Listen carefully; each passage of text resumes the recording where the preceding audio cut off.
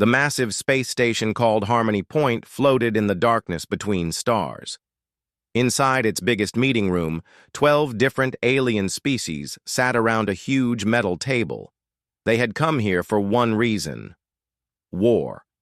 The creatures looked nothing like each other. Some had 6 arms and bug-like eyes. Others were made of living crystal that glowed with inner light. A few breathed poison gas and had to stay in special glass boxes. All of them were angry. All of them were scared. The humans were coming. Commander. Klaxon clicked his sharp teeth together. He was the leader of the Vexari people. His kind looked like giant insects with armor made of bone. "The human ships grow closer each day," he said in his clicking voice. "They will be here soon. We must decide how to fight them." The crystal being named Pyrith flashed bright red. This meant anger for her people, the Lumians. "My scouts report 20 human vessels at our border. They carry weapons we do not understand." "Weapons that could destroy whole planets," added Nethys, speaking through his gas mask. His people, the Nethers, lived in clouds of methane gas. "We have seen what humans do to worlds they want." The room filled with worried sounds, clicks, flashes of colored light, and strange musical tones. Each species spoke of the terrible things they had heard about humans, how they turned planets into burning rocks, how they made other species into slaves, how they never showed mercy in battle, but none of them had ever actually met a human. General Vorthak, a being covered in thick green scales, slammed his fist on the table. "Enough talk. When the humans arrive, we attack first. It is our only chance." "Yes," agreed many voices at once. "Attack first. Kill them before they kill us." Commander Klaxon stood up on his 4 legs. His wings buzzed with excitement.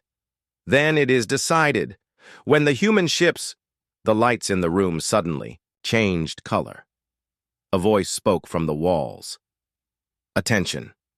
Incoming vessel. Requesting permission to dock. Species designation: human." The room went completely quiet.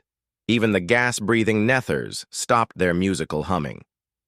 "Impossible," whispered Pyrith, her crystal body turning pale blue with fear. "They are not supposed to be here for 3 more days."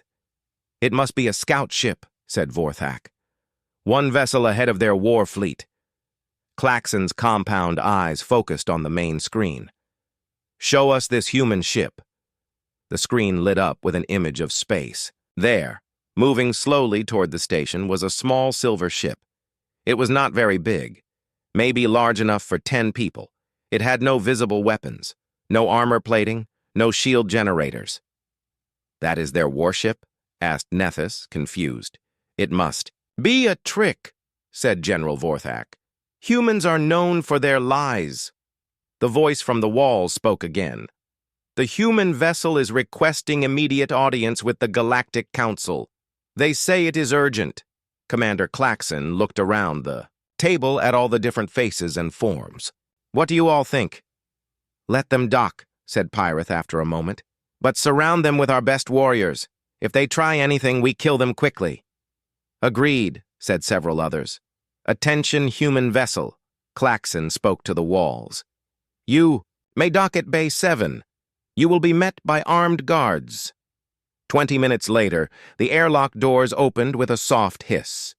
The alien representatives stood in a half-circle, weapons ready. Behind them stood 50 of the station's best soldiers from different species.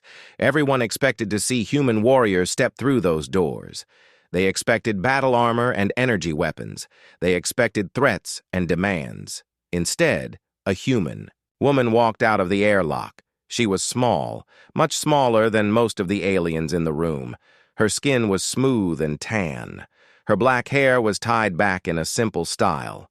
She wore clean blue clothes that looked more like formal wear than battle gear. In one hand, she carried a brown leather folder. In the other hand, she held a white container that seemed to be keeping something warm. Behind her came a human man. He was taller, but not by much. He wore the same kind of blue clothes, but over them he had tied a white cloth around his waist. It had cooking stains on it. The aliens stared. This was not what they had expected at all. The woman looked around the room at all the different creatures. She did not seem afraid. She seemed calm, maybe even happy. "Honored beings," she said in a clear voice. The universal translator made her words understandable to everyone. "My name is Ji-won. I am here to speak for all humans." She walked forward, slowly. The alien soldiers raised their weapons, but she did not stop or show fear. "I know you expected an army," Ji-won continued. "I know you prepared for war, but we did not come to fight." She placed the white container on the big metal table. Steam came out when she opened the lid. A smell filled the room. It was unlike anything the aliens had ever experienced before. "We came to share," Ji-won said simply. General Vorthak stepped forward. His energy weapon pointed at her. "Share what? Your lies? Your tricks?" "Our food," said the man behind her. He smiled and bowed slightly. "My name is Hanbin. I am a cook." "A cook?" clicked Commander Klaxon in confusion.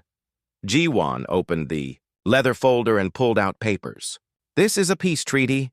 We want to be friends with all of you. We want to learn about your cultures. We want to share our knowledge." She gestured to the container on the table. The wonderful smell was getting stronger. "And we want to cook for you." Pyrith's crystal body flickered with colors that meant confusion. "You came here to cook for us?" "Yes," said Ji-won. "On my world, when we want to make friends with someone, we invite them for a meal. We cook our best food. We sit together. We talk. We learn about each other." "This is madness," growled Vorthak. "Humans are warriors, killers, destroyers of worlds," Hanbin looked sad when he heard this. "Who told you these things about us?" "Everyone knows," said Nethys through his breathing mask. "All the stories say humans are evil." "Stories," repeated Ji-won softly. "But have any of you ever met a human before today?" The room was quiet. No one answered. "The stories are wrong," said Hanbin. He moved toward the container on the table. Several weapons tracked his movement, but he moved slowly and kept his hands visible. "May I show you?" He opened the container wider. Inside were pieces of cooked meat. They were brown and glistening. The smell made even the aliens who did not eat solid food turn their attention toward it. "This is called bulgogi," Hanbin explained. "It is beef cooked in a special way, with sweet and salty flavors mixed together. On my world, we make this food when we want to celebrate, when we want to show love to our family and friends." Commander Klaxon found himself moving closer to the table. The smell was doing something strange to his senses. You made this for us?" "Yes," said Ji-won. "We made it for you." She pulled more papers from her folder. "This peace treaty offers cultural exchange between our species and yours. We will share our knowledge of farming, cooking, and food preparation. In return, we hope to learn about your worlds, your cultures, your ways of life." "But what do you want from us?" asked Pyrith suspiciously. "What do humans gain from this?" Ji-won and Hanbin looked at each other and smiled. "Friendship," said Ji-won simply. "We want to not be alone in this big galaxy. We want to sit around tables with beings from other worlds and share meals together." The alien representatives looked at each other with confusion and doubt. This was not how first contact was supposed to happen. Where were the demands for territory? The threats of conquest? The show of military strength? Instead, two humans stood in their war council offering cooked meat and friendship. General Vorthak lowered his weapon slightly. "This could be a trick." "Yes," admitted Ji-won. "It could be." But what if it is not? And in that moment, as the smell of bulgogi filled the air and two small humans faced down the combined military might of 12 alien species with nothing but food and hope, the galaxy stood at a crossroads between war and peace. The choice would be made not by generals or weapons, but by whether anyone was brave enough to take the first bite. 3 days had passed since the humans arrived at Harmony Point. The big meeting room looked very different now. The cold metal walls still stood the same, but something had changed in the air. The smell of fear was gone. Instead, there was something new, something that made even the most suspicious aliens curious. Commander Klaxon walked into the room and stopped. Where the war planning table used to be, now there was a strange setup. Metal surfaces gleamed under bright lights. Steam rose from several containers. The human male, Hanbin, stood behind what looked like a food preparation area. "What is this?" Klaxon clicked in his language. Jiwan looked up from some papers she was reading. "This is a kitchen, a place where we prepare food." "You built this here?" asked Klaxon. "In our war room?" "You gave us permission to show you our culture," said Hanbin with a smile. "This is how humans share culture, through cooking." More alien representatives began to arrive. Pyrith entered first, her crystal body glowing with soft blue light. This color meant curiosity for her people. Behind her came Nethys in his breathing apparatus, and General Vorthak with his thick green scales. They all stared at the kitchen setup. "Today," said Jiwan, "we want to show you how to make kimchi." "Kimchi?" repeated Pyrith, the word sounding strange through the universal translator. A human woman entered the room carrying several containers. She had short black hair and wore clean work clothes. "Hello, everyone. My name is Yunji. I am a food scientist." She set her containers on the preparation surface. Inside were vegetables that the aliens had never seen before. Long white roots, green leafy things, and small round objects that looked like tiny white balls. "These are vegetables from Earth," explained Yunji. "Cabbage, radish, garlic, and ginger." Hanbin picked up a large knife. The alien soldiers tensed and reached for their weapons, but he just started cutting the vegetables into pieces. "Kimchi is fermented food," Hanbin said as he worked. "We take these vegetables and add salt, spices, and thyme. The good bacteria eat the sugars and make the food sour and healthy." "Bacteria?" asked Vorthak with disgust. "You eat bacteria?" Yunji laughed softly. "All beings eat bacteria. Your bodies need them to stay healthy. But we help the right kinds of bacteria grow by controlling the environment." She showed them jars filled with red paste. "This is gochugaru, red pepper flakes, and this is jutgal, fermented fish sauce. They give kimchi its special taste." Commander Klaxon moved closer. His compound eyes watched every movement as Hanbin cut the vegetables with perfect precision. "This cutting technique, it requires training." "Yes," said Hanbin. "I trained for many years to become a chef, just like your warriors train for battle." "But this is just food," said Nethys through his breathing mask. "Food is life," said another human who had just entered. This was a young woman with bright eyes. "My name is Sora. Food brings people together. It shows care. It shows love." She began arranging small dishes on the preparation surface. Each dish contained different colored vegetables. Some were bright red, others were white or green. "These are banchan," Sora explained, "side dishes. In Korean culture, we do not eat just one food at a time. We eat many small foods together." "Why?" asked Pyrith. Her crystal body was flashing with different colors now. Purple meant deep thinking. "Because different foods have different flavors," said Sora. "Sweet, sour, salty, bitter, spicy.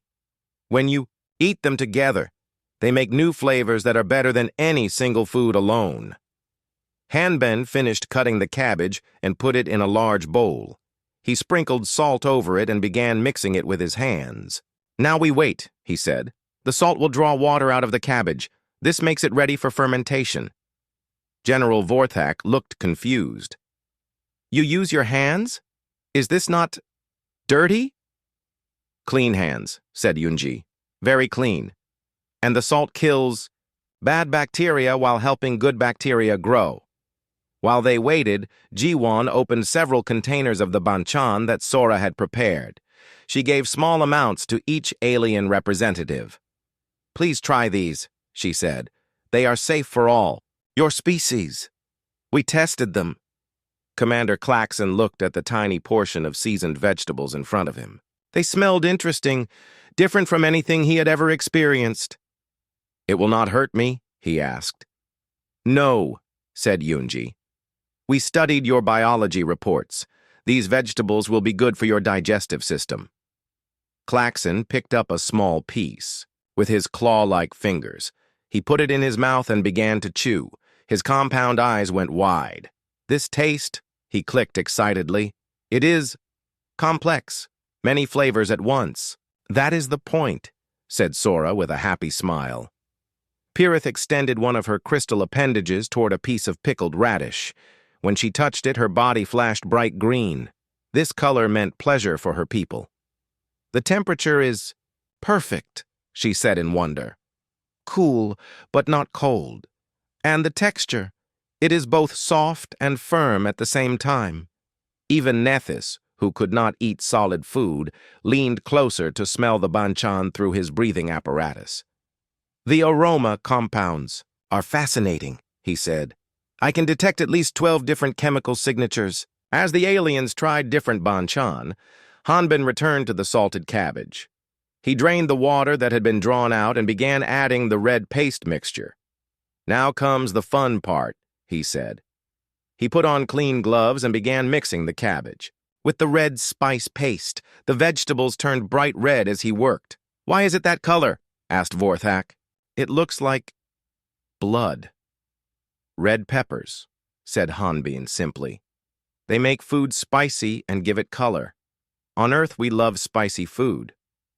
"Spicy means it hurts?" asked Klaxon. "A little," admitted Sora.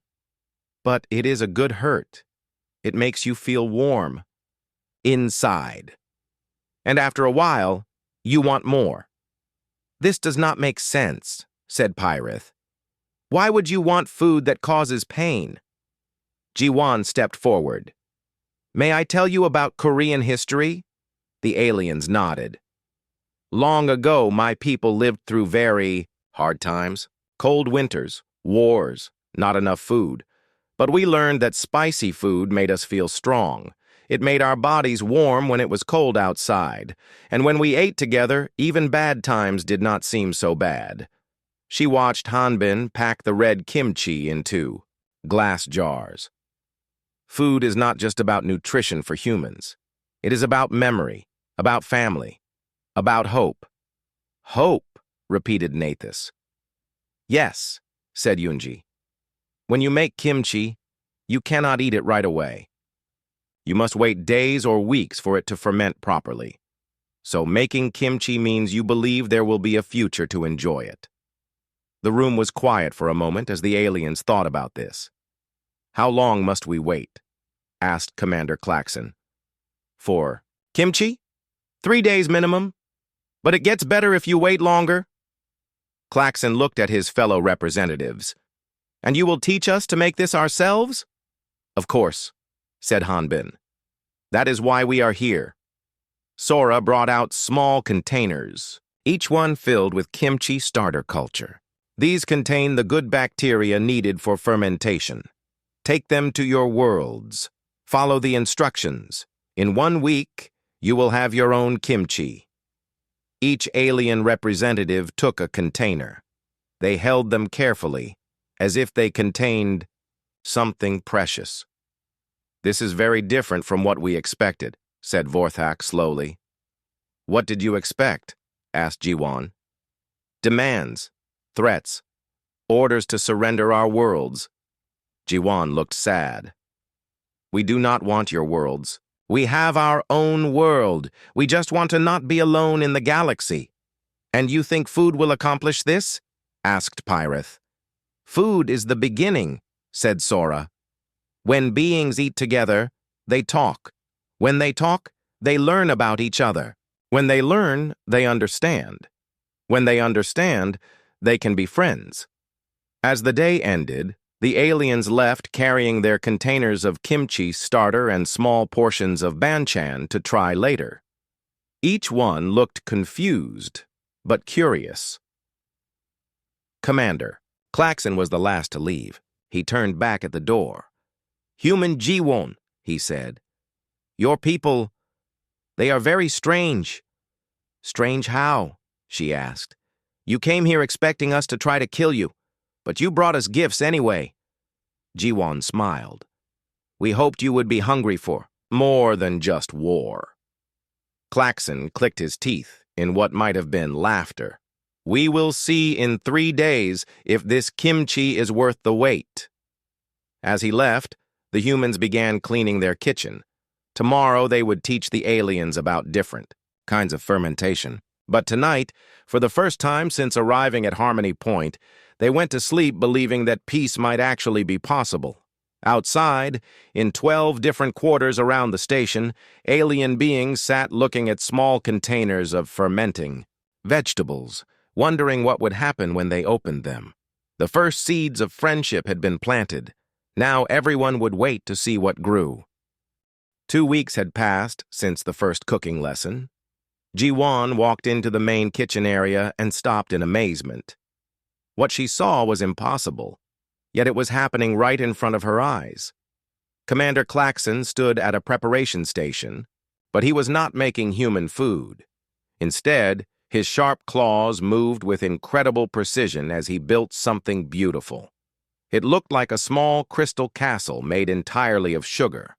The structure caught the light and threw rainbow colors across the walls. Commander Klaxon, said Jiwan in wonder. What are you making? The large, insect-like being turned his compound eyes toward her. Sweet architecture, he clicked proudly. This is how my people enjoy sugar. We do not just eat it. We build with it. Hanbin came over to look. He had been working with fermented fish sauce at another station. This is incredible. How do you make the sugar hold together like that? Temperature control, explained Klaxon. We heat the sugar to exactly the right point. Not too hot or it burns, not too cool or it will not bind. Then we shape it quickly before it hardens. He pointed to different parts of his sugar sculpture. These tall pieces represent the crystal forests of our homeworld, and these smaller parts are like the singing stones that make music in the wind. Yunji looked closely at the structure. The engineering is perfect. Each piece supports the others. How did you learn to do this? All Vexari learned sweet architecture. As children, said Klaxon, but I never thought other beings would find it interesting. It is beautiful and delicious at the same time, said Hanbin. Would you teach us? Klaxon's antenna moved in a way that meant happiness for his people. You would want to learn Vexari food arts? Yes, said Jiwan. We want to learn about all your cultures. A soft, musical sound filled the air. Everyone turned to see where it was coming from. In the corner of the room, Nethys was working inside a special glass chamber filled with methane gas. But something amazing was happening to the gas itself. The methane was changing colors. Swirls of purple and gold moved through the chamber like living smoke. The musical sound seemed to come from the gas itself. Nethys, called Sora through the communication system. What are you doing in there? The gas-breathing alien's voice came through the speakers. I am making flavor clouds. This is how my people enjoy food. We do not eat solid things. Instead, we breathe taste. Breathe taste? Repeated Hanbin. How does that work? We add aromatic compounds to our breathing. Gas, explained Nethys. Different chemicals create different flavors when we breathe them in. Right now, I am making what you might call spicy honey wind. The humans watched in fascination as Nethys guided the colored gas into new patterns with his movements.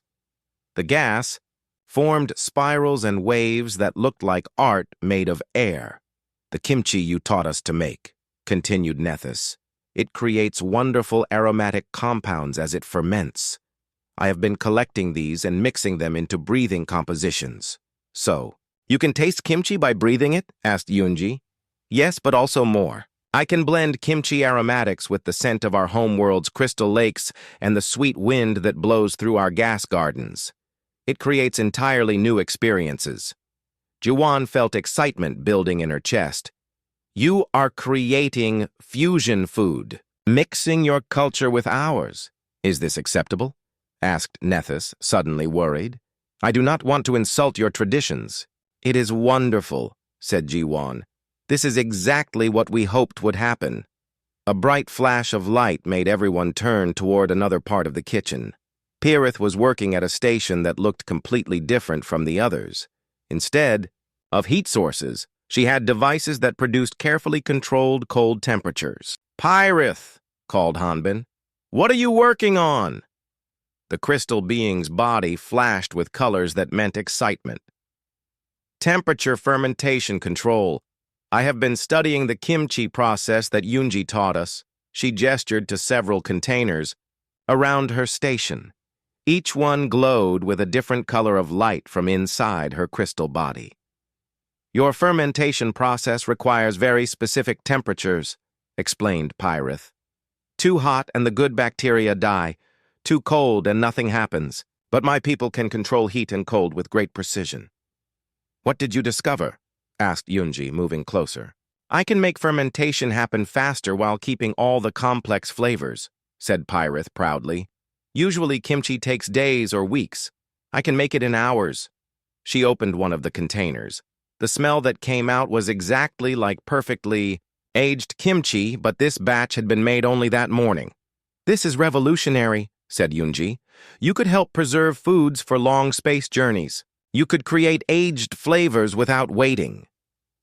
"And I can make kimchi that glows," added Pirith with excitement. Her body flashed bright yellow, which meant joy. "The bacteria absorb some of my light energy and emit it back. The food provides nutrition and beautiful light." Over the next few hours, more aliens arrived to show what they had been working on. Each species had taken the basic ideas from human cooking and transformed them with their own abilities. General Vorthak brought samples of fermented metal shavings. His people ate minerals, and he had learned to ferment metal compounds to create what he called singing iron that made musical tones when consumed. The small amphibian-like aquari had created underwater fermentation gardens where vegetables grew and fermented at the same time in their natural water environment. The tentacled Malari showed off their ability to ferment dozens of different foods simultaneously using their multiple appendages, creating complex flavor combinations that would be impossible for beings with only two hands. As the day continued, the kitchen became a laboratory of interspecies cooperation. Each group worked at their own stations but frequently asked questions and shared techniques with the others. Hanbin found himself learning sugar architecture from Klaxon while teaching the Vexari commander about Korean spice balancing. The precise movements required for sugar work helped Hanbin improve his knife skills, while his knowledge of heat control helped Klaxon create more complex sugar structures. Sora worked with Nethys to understand aromatic compounds. She learned that many Korean fermented foods produced scent molecules that could be used in nether gas cooking. In return, she taught Nethys about the emotional connections humans made with food smells, how certain aromas could bring back memories of home and family. Yunji collaborated with Pirith on fermentation science. Together, they discovered that combining Lumion energy control with human bacterial knowledge could create entirely new preservation methods. They developed techniques that could keep food fresh for years while actually improving its nutritional value. The biggest surprise came from young Donghyuk, a human microbiologist who had arrived that morning. He had been working quietly in a corner when he suddenly called out excitedly, "Everyone, come look at this!" The humans and aliens gathered around his station. Under a microscope viewer, they could see tiny organisms moving around. "These are bacteria from all our different fermentation projects," explained Dong-hyuk. "But look what happens when I mix them together." On the screen, they could see the different bacterial colonies combining and working together. The result was fermentation that was faster, more efficient, and created more complex flavors than any single species bacteria could achieve alone. "They are cooperating," whispered Jiwon in amazement. "Just like us," added Klaxon. The room fell quiet as everyone realized what they were seeing. Even at the microscopic level, cooperation between different species created something better than any could achieve alone. That evening, they held their first interspecies dinner. Each species contributed food made with their new fusion techniques. Glowing kimchi sat next to crystal sugar sculptures. Aromatic gas clouds drifted over fermented metal compounds. Underwater vegetables were served alongside traditional Korean banchan. As they ate together, each species sharing their unique contributions, Jiwon looked around the table and realized something important had changed. These beings were no longer strangers trying to avoid war. They had become friends working together to create something beautiful. The food exchange had become something bigger. It had become proof that different species could not just coexist, but could make each other better. The galaxy was about to change in ways none of them had imagined possible. The idea came to Chef Seungmin while he was watching Klaxon and Pyrith work together on a glowing sugar sculpture. The Vexari's precise building skills, combined with the Lumian's temperature control, had created something neither species could make alone. It was beautiful, delicious, and impossible. "We need a feast," Seungmin announced to the kitchen full of humans and aliens. Everyone stopped their work and looked at him. Seungmin was the head chef who had arrived just 2 days ago. He was older than the other humans, with gray in his black hair and hands marked by years of cooking. "A feast?" asked General Vorthak, looking up from his fermented metal preparation. "What is a feast?" "A very big meal," explained Seungmin, "where many people eat together at the same time. We celebrate something important with food." "What would we celebrate?" asked Nethys, his musical voice coming through the gas chamber speakers. "This," said Seungmin, gesturing around the room at all the different species working together. "All of you learning to cook. All of us learning from each other. We should have a feast to show the whole galaxy what we have accomplished." Jiwon looked thoughtful. "A diplomatic feast. Not just for us, but for representatives from every world in your territories." "That would be hundreds of beings," said Pyrith, her crystal body flashing orange with worry. "Different atmospheres, different dietary needs, different environmental requirements." "Impossible," said Vorthak flatly. "Vexari cannot breathe the same air as Lumians. Nethers need methane gas. Aquari must stay in water. We cannot all eat in the same place."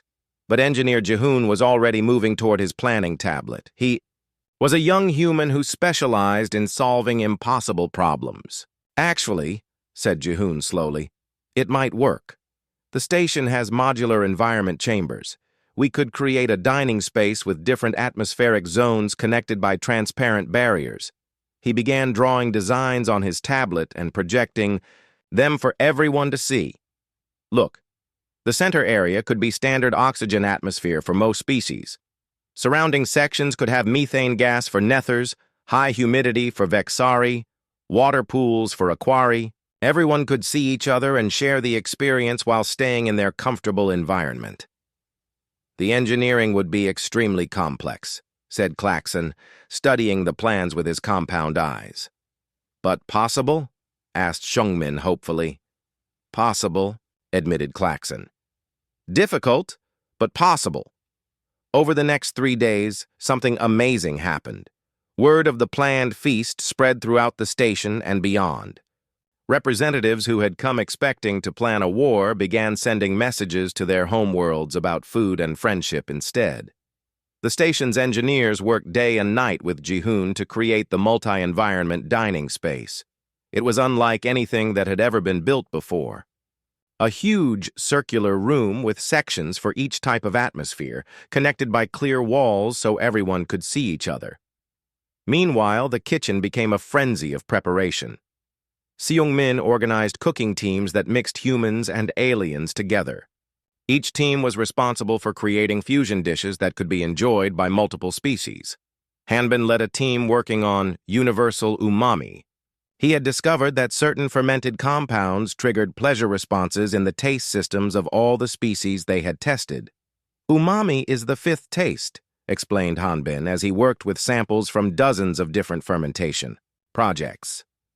Sweet, sour, salty, bitter, and umami. It is the taste of deliciousness itself. Working with Dongyuk's bacterial cultures and Pyrith's temperature controls, they created a seasoning blend that somehow made food taste better to every species that tried it.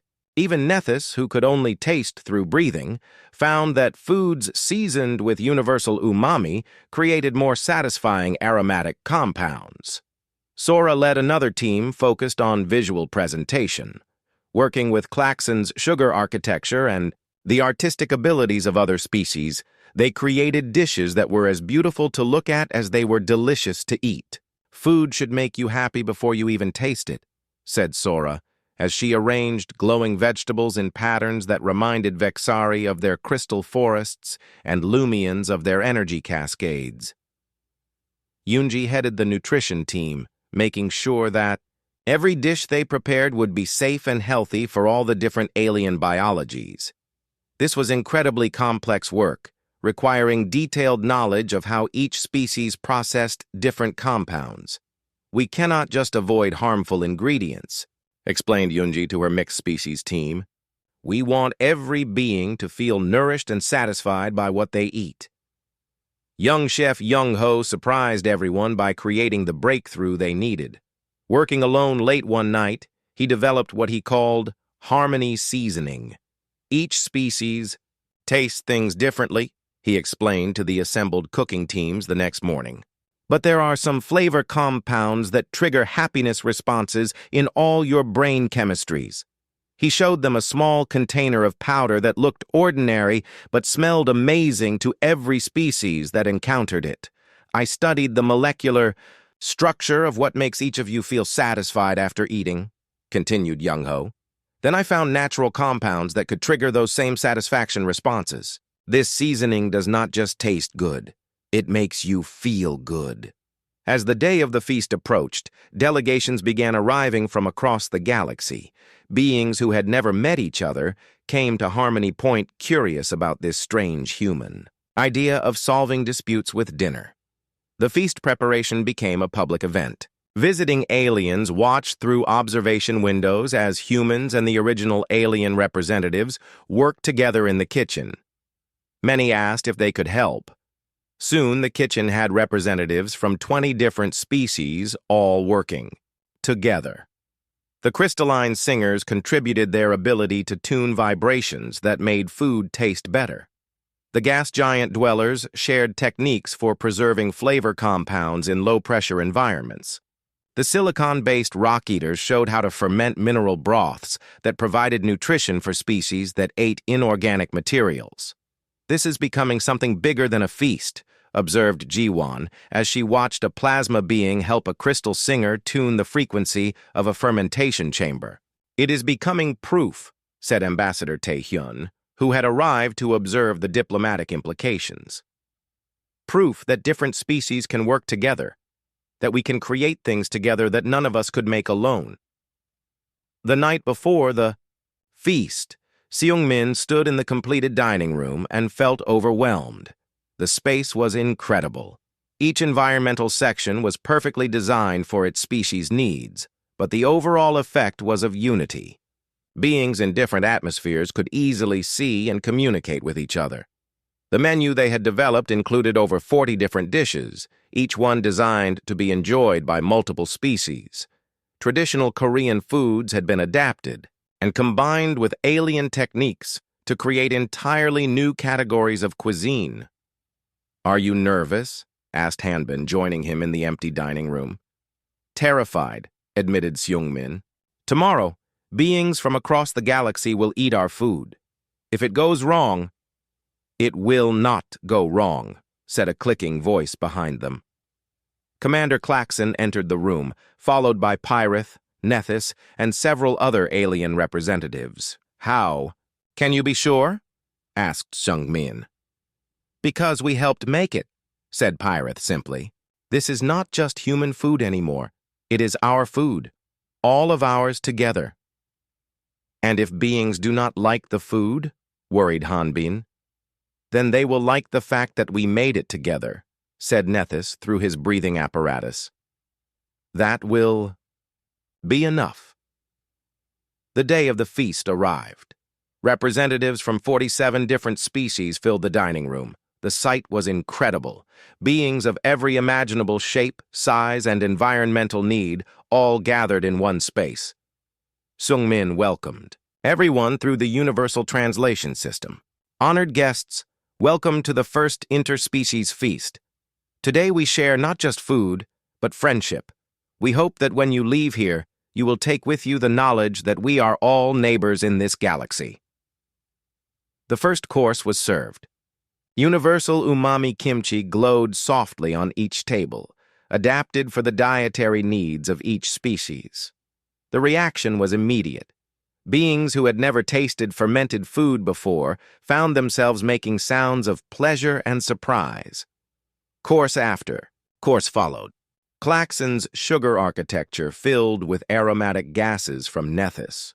Pyrith's temperature-controlled fermentation chambers producing perfectly aged delicacies. Mineral broths that satisfied both organic and silicon-based life forms. But the most important thing was not the food itself. It was watching beings from different worlds share their reactions, teach each other how to enjoy new flavors, and laugh together at the surprising tastes and textures. "This is remarkable," said the representative from the Hive Mind Collective, speaking for the first time since arriving. "We experience all flavors simultaneously through our shared consciousness. But these foods create new harmonies we have never felt before. The engineering of these dishes," added the delegate from the Machine Intelligence Network, "represents cooperation algorithms we have never seen in organic beings." As the feast continued, something unprecedented happened.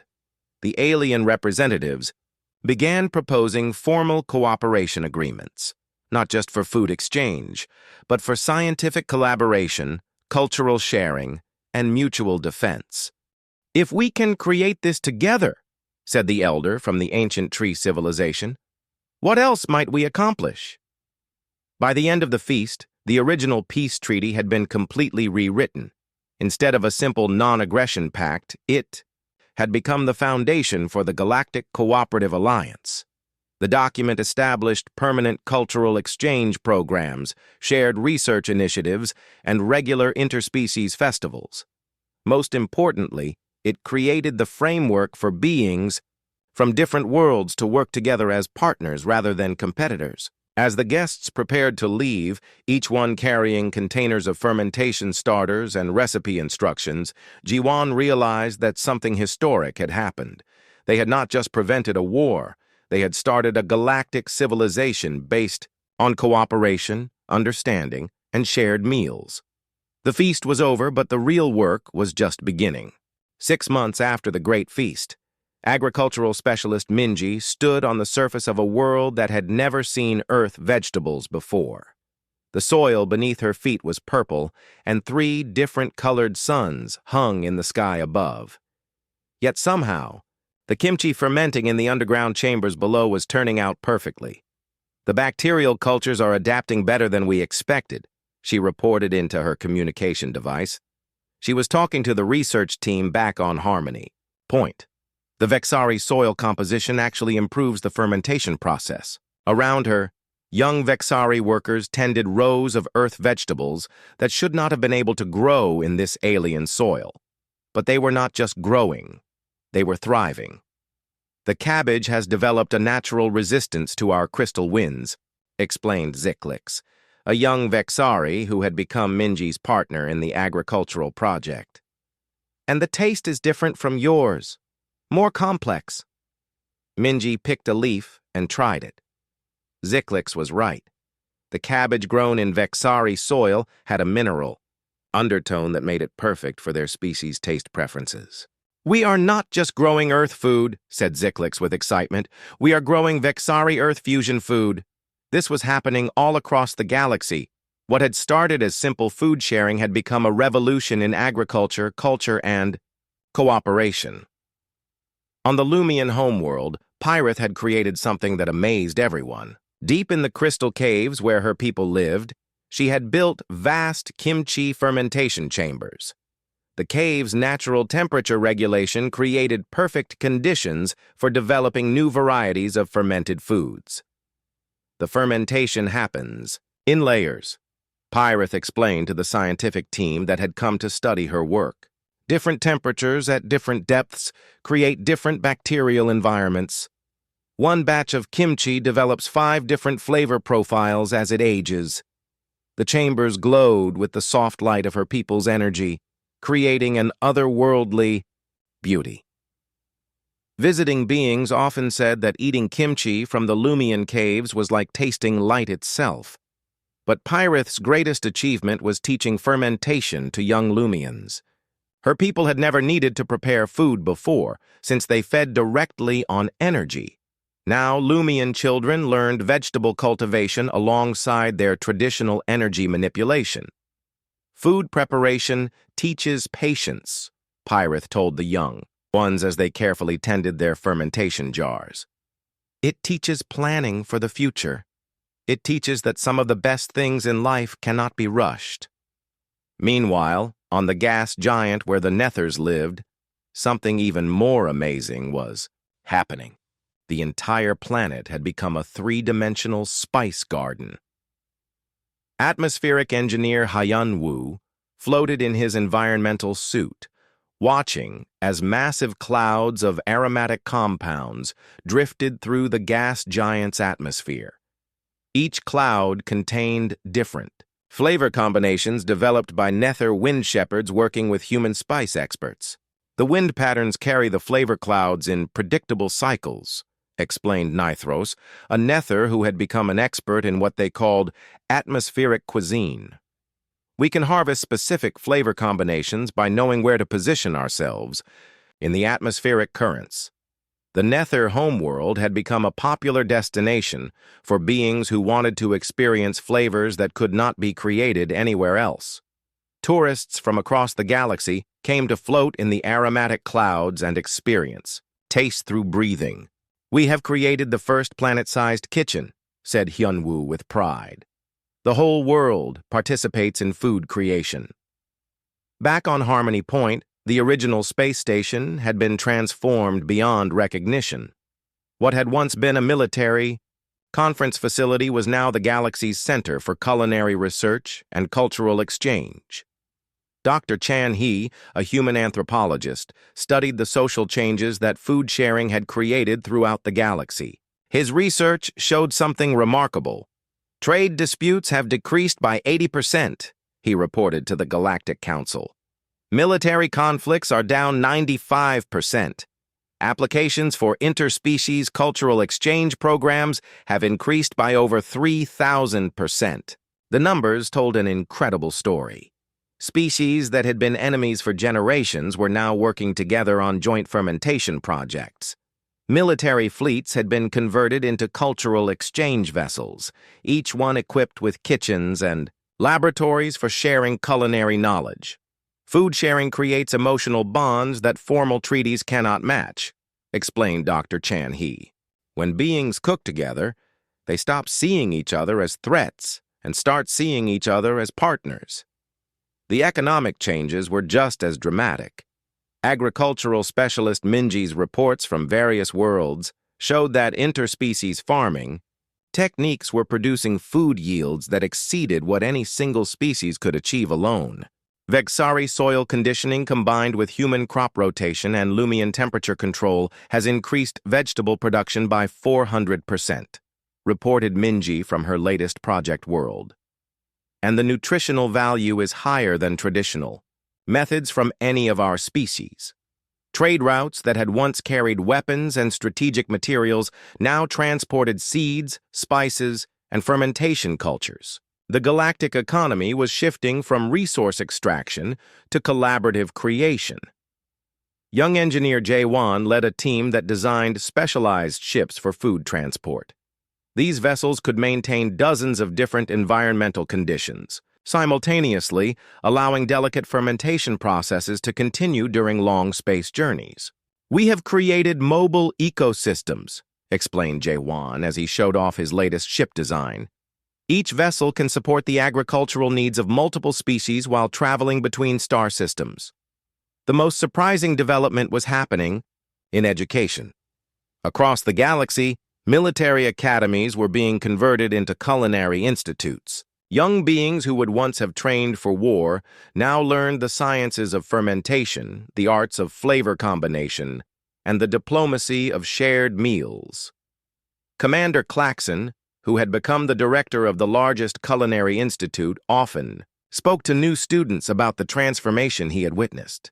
"I was trained to be a warrior," he would tell them. "I learned to build weapons and plan battles. But cooking has taught me skills that war never could. Patience, cooperation, creativity, and the ability to turn simple ingredients into something that brings joy to others." The Institute's curriculum included traditional cooking techniques from all known species, fermentation science, agricultural engineering, and cultural diplomacy.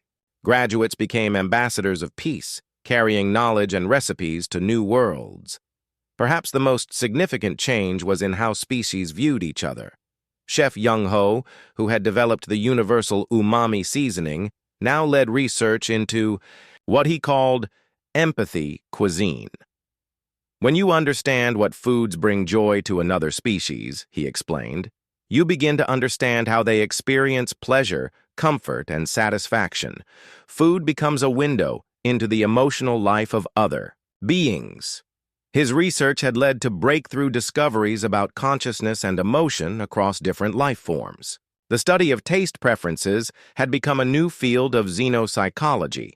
Dr. Subin, a human psychologist, had established clinics throughout the galaxy where interspecies conflicts were resolved through cooking therapy. Beings who are angry with each other cannot stay angry while they work together to create something delicious, she observed.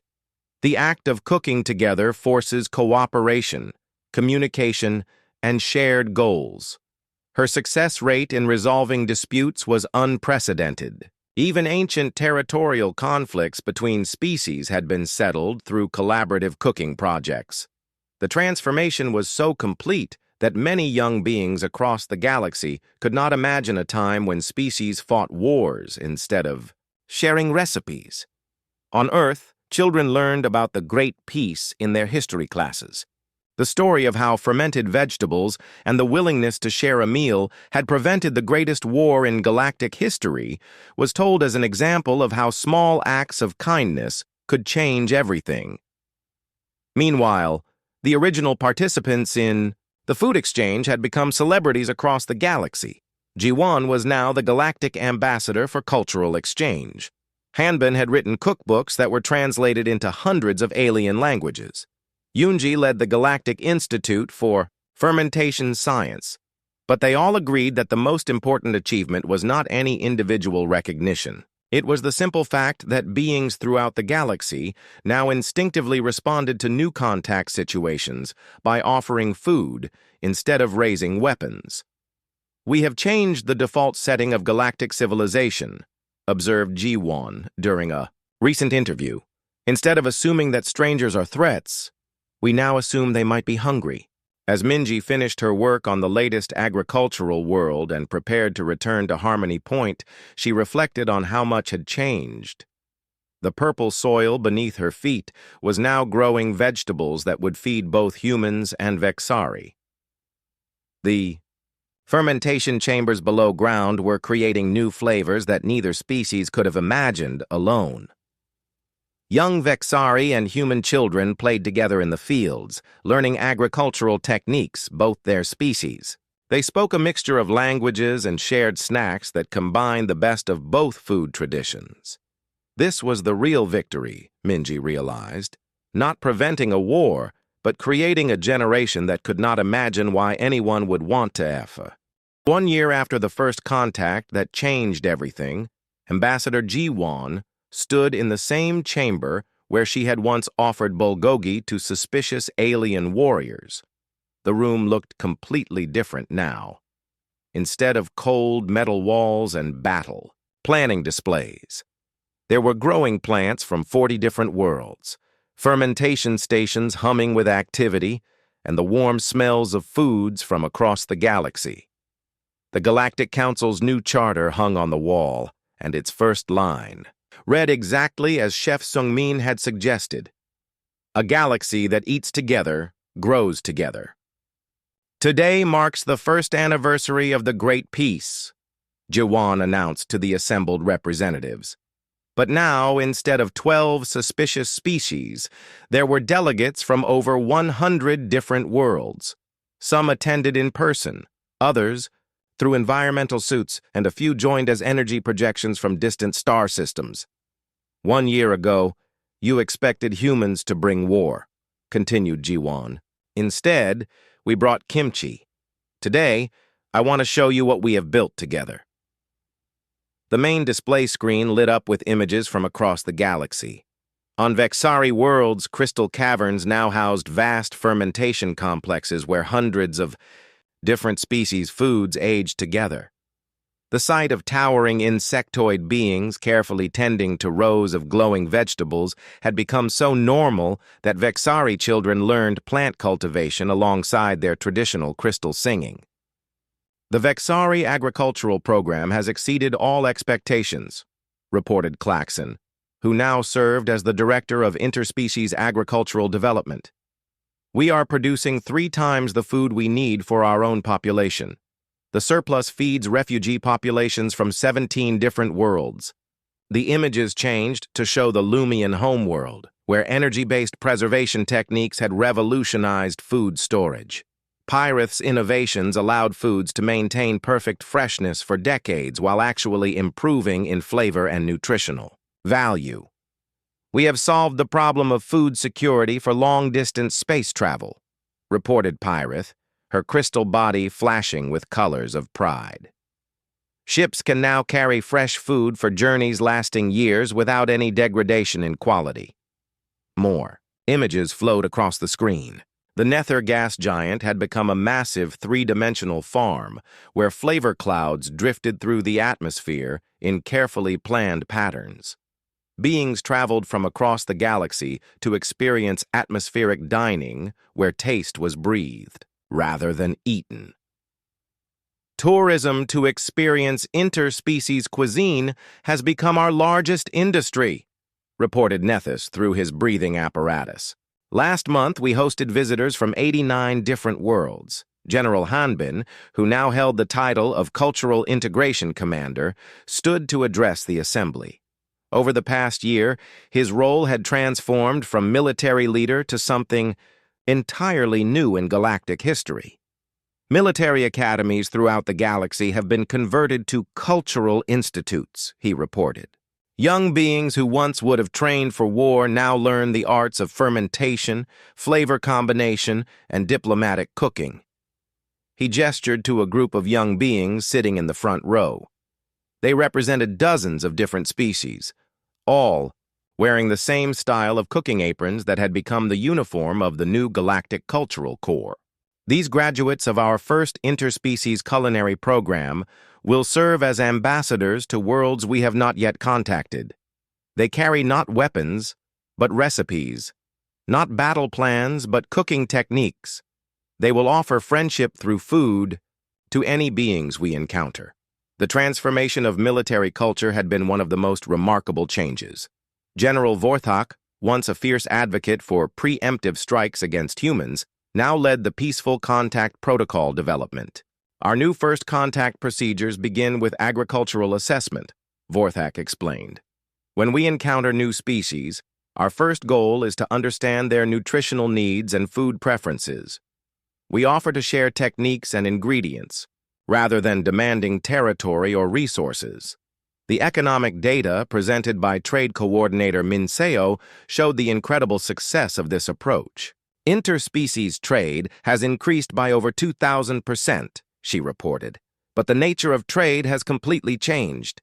Instead of competing for scarce resources, we are collaborating to create abundance. The numbers were staggering. Worlds that had once struggled to feed their populations were now producing surplus food through collaborative farming techniques. Species that had never been able to grow certain crops were now cultivating foods from dozens of different worlds. The combination of Vexari soil conditioning, Lumion temperature control, and human crop rotation has created agricultural yields we previously thought impossible, reported Agricultural Minister Minji. Food scarcity, which was once the cause of most interspecies conflicts, has been virtually eliminated. But the most significant achievement was not economic or agricultural. It was social. Dr. Chan He's anthropological research showed changes in galactic civilization that were unprecedented in recorded history. Interspecies cooperation levels have increased by over 3,000%. Marriage and partnership agreements between different species have risen dramatically. Most remarkably, we are seeing the emergence of truly interspecies communities where beings from multiple worlds live and work together as neighbors. He showed images of colonies where Vexari crystal architecture provided the framework for cities. That included water environments for aquatic species, gas chambers for atmospheric breathers, and energy fields for silicon-based life forms. These communities exist because beings learn to cook together, explained Dr. Chan He. Shared meal preparation created bonds that transcended biological differences. The Universal Kitchen, a massive space station at the galactic center, had become the symbol of the new civilization. Researcher-scientist Yunji now directed this facility where beings from across the galaxy worked together to develop foods that could sustain any form of life. We have created over 400 different food preparations that can provide nutrition to any known life form, reported Yunji. But more importantly, we have established the principle that no being should ever go hungry while others have abundance. The Universal Kitchen's research had led to breakthrough discoveries in biology, chemistry, and physics. The study of how different species processed nutrients had revealed new understanding of consciousness, evolution, and the fundamental nature of life itself. Young Chef Young Ho's work on universal flavors had evolved into something even more significant. His research team had discovered that the molecular basis of taste preferences revealed deep connections between seemingly unrelated species. We have found that beings who enjoy similar flavors often share similar emotional responses, problem-solving approaches, and social behaviors, explained Young Ho. Taste preferences have become a new form of interspecies communication. We can predict compatibility between species based on their food preferences. This discovery had revolutionized diplomacy. Instead of complex negotiations over territory and resources, new relationships between species now began with cooking exchanges. Compatibility could be assessed quickly and accurately through shared meal preparation. The success stories were everywhere. The ancient feud between the Metal Eaters and the Crystal Singers had been resolved when they discovered both species enjoyed fermented mineral broths. The territorial dispute between the gas dwellers and the plasma beings ended when they created the first interspecies atmospheric cuisine. Food has become our universal language, observed Cultural Minister Sora. It transcends biological differences, environmental needs, and historical conflicts. When beings cook together, they discover they have more in common than they ever imagined. The educational transformation had been equally dramatic. Children throughout the galaxy now learned interspecies cooking alongside traditional subjects. Schools on every world included kitchens, where young beings from different species worked together on fermentation projects and recipe development. "We are raising the first generation of truly galactic citizens," reported Education Coordinator Tae-hyun. "These children think of beings from other worlds not as aliens, but as potential cooking partners." The psychological impact of this change could not be overstated. Young beings who grew up cooking with friends from other species showed dramatically higher levels of empathy, creativity, and problem-solving ability compared to previous generations. But perhaps the most remarkable achievement was the establishment of the Galactic Food Security Network. This system ensured that no world anywhere in the galaxy would ever experience famine or food shortage. "When natural disasters or crop failures occur," explained Emergency Response Coordinator Jahoon, "the network automatically redistributes resources from surplus worlds. But more than that, we deploy interspecies agricultural teams to help affected worlds develop more resilient food systems." The network had been tested multiple times over the past year. When a plague destroyed the primary food crops on 3 different worlds, relief arrived within days. But instead of simple food shipments, the response included agricultural specialists from dozens of species who helped develop new crops resistant to the plague. "We do not just solve crises," said Jihoon. "We make each world stronger and more self-sufficient than before." The transformation of galactic civilization was so complete that most beings could no longer imagine how their ancestors had lived. The idea that species would fight wars over resources seemed as primitive as using stone tools. "Our ancestors competed for scarce resources because they did not know how to create abundance together," reflected Elder Claxon during his address to the assembly. "We have learned that cooperation produces more wealth than competition ever could." The economic data supported this observation. Total galactic food production had increased by over 500% through interspecies collaboration. Energy efficiency had improved dramatically as species shared their specialized techniques. Waste had been reduced to nearly zero as each species' byproducts became raw materials for others. But the greatest change was in how species approached problems. Instead of seeking individual advantage, the default response to any challenge was now to form interspecies working groups that combined different perspectives and abilities. "We have fundamentally altered the operating system of galactic civilization," observed philosopher Dong-hyuk, who studied the long-term implications of the transformation. "Instead of competition and conflict, our civilization now runs on collaboration and shared creation." The proof was visible everywhere. Research stations throughout the galaxy hosted teams where beings from dozens of different worlds worked together on projects that benefited everyone. Art installations combined the aesthetic traditions of multiple species to create beauty that no single culture could achieve alone. Even entertainment had become interspecies, with comedy, music, and storytelling that drew from the experiences of many different forms of life. As the anniversary celebration continued, beings throughout the assembly shared stories of transformation from their own worlds. Each tale reinforced the same theme. When species learned to cook together, everything else became possible. The celebration concluded with the largest interspecies meal ever prepared. Over 1,000 different dishes were served, representing fusion cuisines that combined techniques from hundreds of different worlds. Beings who had never met before found themselves sharing recipes and laughing over unexpected flavor combinations. Ambassador Ji-won watched the celebration and felt a deep sense of satisfaction. The simple act of offering bulgogi to suspicious alien warriors had grown into something that transformed an entire galaxy. But she knew this was not the end of the story. It was just the beginning. "What happens next?"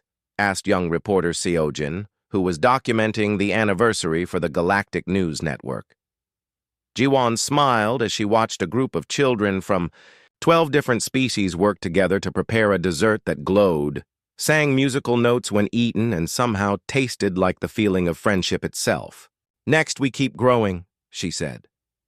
There are still millions of worlds we have not contacted, species we have not met, recipes we have not shared. The galaxy is vast, and we have only just begun to explore what we can create together. She paused to watch as the children successfully completed their impossible dessert and cheered in a dozen different languages. "But I think we have proven something important," continued Ji-won. "No matter how different beings might seem, no matter how strange their biology or how alien their culture, there is always something we can share, something we can create together that makes everyone's life better." As the anniversary celebration ended and beings prepared to return to their worlds, each one carried with them new recipes, new techniques, and new friendships. But more importantly, they carried the knowledge that the galaxy was no longer a collection of isolated worlds competing for survival. It had become a community, a family, a civilization built on the simple understanding that the best way to create abundance was to share what you had with others. The great peace that began with fermented vegetables had become something far greater than anyone had imagined. It had become the foundation of a truly universal civilization, one meal at a time.